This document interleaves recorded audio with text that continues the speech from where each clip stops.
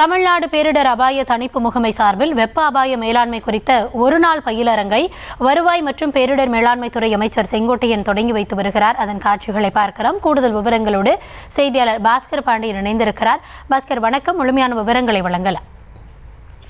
கௌதமி, தமிழ்நாடு அரசின் சார்பில் இந்த வெப்ப அபாய தடுப்பு நடவடிக்கைகளுக்காக தமிழ்நாட்டில் இருக்கக்கூடிய அனைத்து துறைகளும், குறிப்பாக வருவாய்த்துறை, பேரிடர் மேலாண்மை துறை, சுற்றுச்சூழலியல் துறை, மின்சாரத்துறை மற்றும் சுகாதாரத்துறை என தமிழ்நாட்டில் இருக்கக்கூடிய அனைத்து துறைகளில் இருக்கக்கூடிய அதிகாரிகளுக்கும் என்னென்ன மாதிரியான இந்த வெப்ப அதிகரிப்பை தடுப்பதற்கும் அதனுடைய மேலாண்மை குறித்தான பயிற்சிகளை வழங்குவதற்காகத்தான் இந்த ஒரு நாள் வெப்ப அபாய மேலாண்மை குறித்தான பயிலரங்கானது வருவாய்த்துறை மற்றும் பேரிடர் மேலாண்மை துறையால் ஏற்பாடு செய்யப்பட்டிருக்கிறது.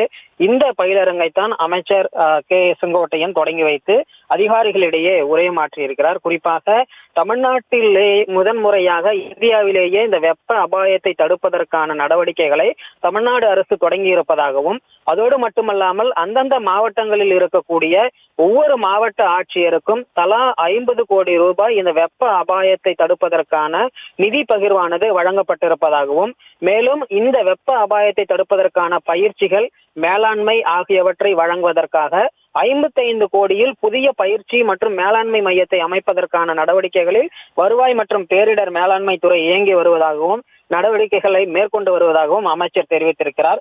அதோடு மட்டுமல்லாமல் இந்தியாவில் இருக்கக்கூடிய பல்வேறு மாநிலங்களை காட்டிலும் தமிழ்நாடு முன்னோடியாக இந்த வெப்ப அபாய தடுப்பு நடவடிக்கைகளை இறங்கி இருப்பதாகவும், தமிழ்நாடு முதலமைச்சர் இதில் ஒரு கவனிக்கத்தக்க நடவடிக்கைகளை மேற்கொள்ளுமாறு அறிவுறுத்தி வருவதாகவும் தெரிவித்திருக்கிறார் பேரிடர் மேலாண்மை துறை அமைச்சர் செங்கோட்டையன்.